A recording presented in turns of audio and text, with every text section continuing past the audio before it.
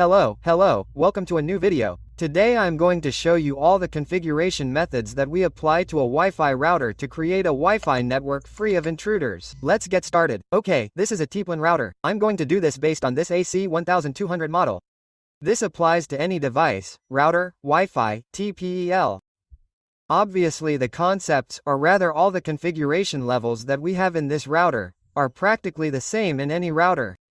That is to say, if you have a Mercy router, a Lindsay router, practically all of this applies. Everything we're going to do today also applies to that type of router, to a Mercy router, a Lindsay's router, a Tenda router, to all of those devices. However, if you have a Mercury router, a Tenda router, a Linny router, well, you can leave it written in the comments and well, then I can plan a next video applied to that type of router. You can see that here we have 3 sessions, quick, basic, and advanced configuration sessions, right? We actually have to go to advanced configuration because that's where the complete configuration menu will appear. Let's go to advanced and you can see here how, well, we have the dashboard here of the device. Obviously, here we go to the wireless network. Very good. In the wireless network, we go to the wireless network configuration. Here in the wireless network configuration, this is in the business network. I'm going to place it here. You should have it this way, WPA, WPA2 personal security. That's what we all normally have. Here, as you can see, this is the name of the Wi-Fi network. Obviously, the WPA2 PSK version and, well, we can choose as the type of accreditation. Okay, very good. The password, I don't think I should tell you this, but you have to set a fairly reliable password. I'm not going to tell you to use a very long password. It can be a password longer than 8 characters. Normally, when we use passwords, for example, if I want to use my name as a password, I can first use the letter, the capital letter. I replace the I with a 1, you see, the I. Then I use the C, I use the H, and I replace the E with the 3. I use an L and an Y. It consists of using, for example, a name. If you're going to use a name, it's recommended that you try to change some letters to numbers. We use the E as a 3 because it also has a similarity. Well, in that sense, you choose a fairly reliable password, okay?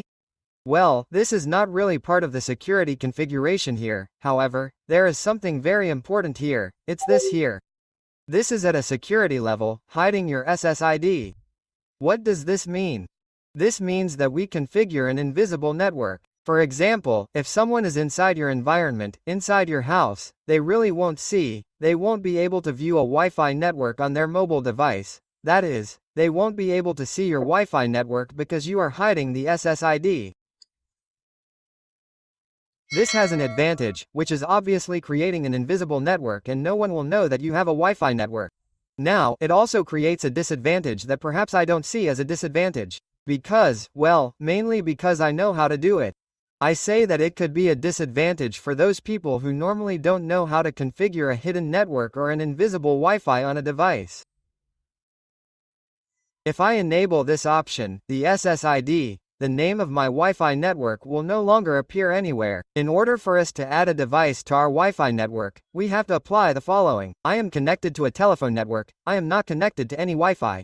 To add a network manually, simply go to Settings, go to the Wi-Fi option, and in Wi-Fi you can see that there is no wires listed here. My wire is called wires. So I'm going to add a new wire. I'm going to click on this button here. Look, let's go to the end of the list, add wire.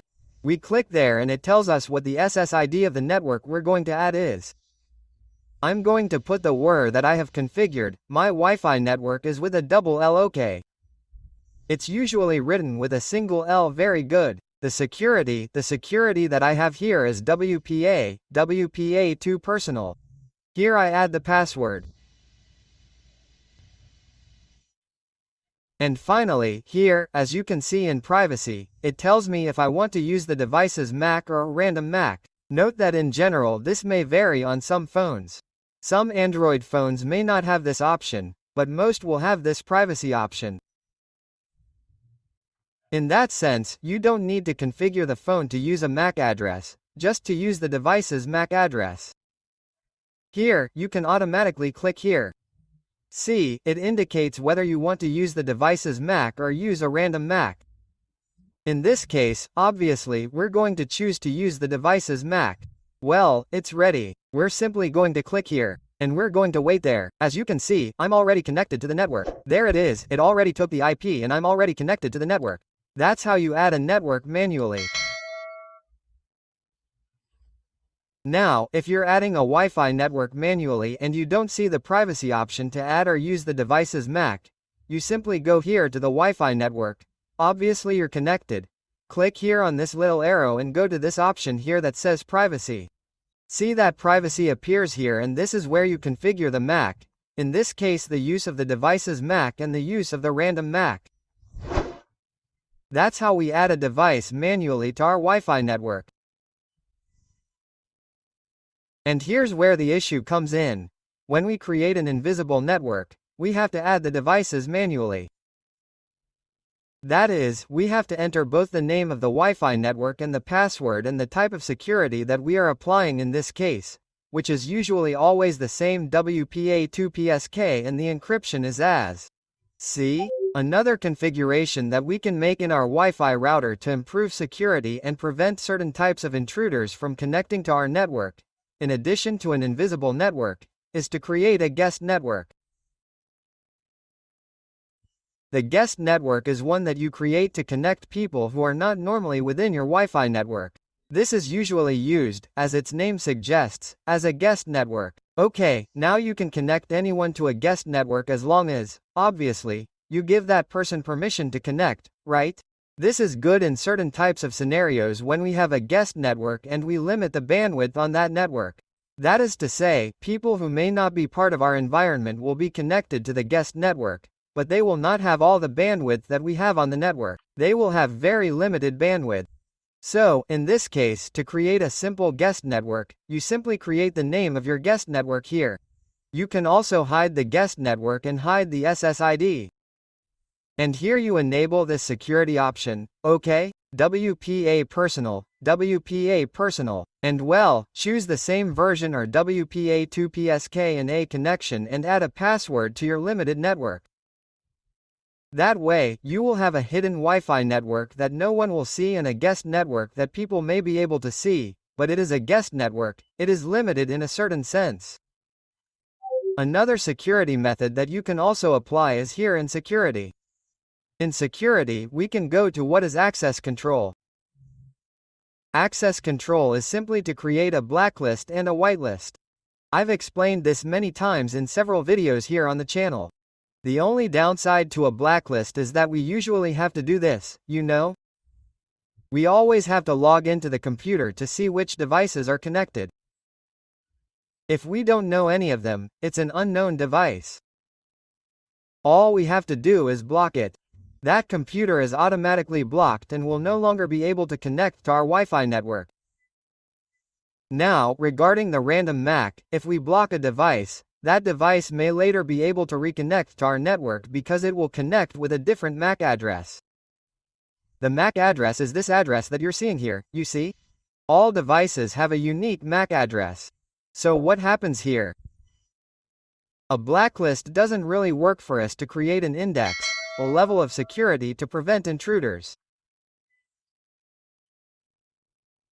The whitelist works for us, because the difference between a whitelist and a blacklist is that we are going to add the devices that are going to connect to our network to the whitelist. If the devices that we add to the whitelist, here we can add them, look, if the devices that we add to our whitelist are on our list, a device, for example, someone who perhaps met X people on the street and shared your Wi-Fi network credentials with them, that person who received those credentials, or that device that received those credentials, will not be able to connect to your network. In other words, it will be connected to your network as such, but it will not have access to the internet. Why? Because it is not on the whitelist. In order to have access to the internet, it must be on the whitelist. So, how do we add a device to the whitelist? Well, here we can simply enter the name of the device. In this case, we must enter a name to be able to identify it more easily. And here we enter the MAC address of the device. To find the device's MAC address for a mobile device, we need to do the following. Okay, to find the device's MAC address, you can see here, if we go to the information about the Wi-Fi network, you can see that no device MAC address appears here. Very good. To find the device's MAC address, you can simply go here to this configuration option and click here on search and enter the MAC address. Here it is, see, the Wi-Fi MAC address. And here you can see how the device's Wi-Fi MAC address appears. Here is the device's MAC address, and below, you can see that the Bluetooth address also appears. Okay? The MAC address of a device, as you could see there, we should generally configure it so that it only uses the device's MAC address, and that a random MAC is not used. Let's suppose that you connected a person with a random MAC. That random MAC will always be on that device, but when that MAC changes, that device will no longer be able to connect because that MAC is no longer on the whitelist. Okay? So, well, in that simple way we can create a whitelist. That's the one that really suits everyone. Well, another security method that I sometimes apply is parental control. Parental control is basically creating schedules for all devices or some devices that are going to connect to our network. Okay? To add a device to parental control, you simply click here on Add, and here you can enter the name of the device. However, many current devices have this button here that says View Existing Devices. Without you having to search for the device's MAC address or anything like that, you simply click on this button and there you will see all the devices that are currently connected. You simply copy or click here to choose, or simply copy the MAC address or click here to choose, and there the MAC of that device is added. Now look at this icon that we have here. I can create a schedule for the person who, in this case, is going to connect. For example, on Mondays I want them to connect from 1 p.m. to 8 p.m., and on Tuesdays too, and Wednesdays too, and on Thursdays I want them to connect only from 7 to 10 in the morning. We can create a schedule for them. You can also do this for your children to create times when they should connect to the internet. After creating the schedule here, you simply save the configuration. Here in Save, you save it and a schedule has been automatically created for this device in which it will connect at that specific time. Here you enter a description and simply click Save. This is a method that is not a security method to prevent intruders on the network, but it is a method that can also give you some options to limit certain devices from connecting at certain times. Here we have the content restriction. Content restriction refers to the fact that we must add domains here. Google.com, that is the domain, that is a domain, a web page. Obviously, if you have small children at home who are always connected to the internet, it is advisable to add content restrictions. Okay.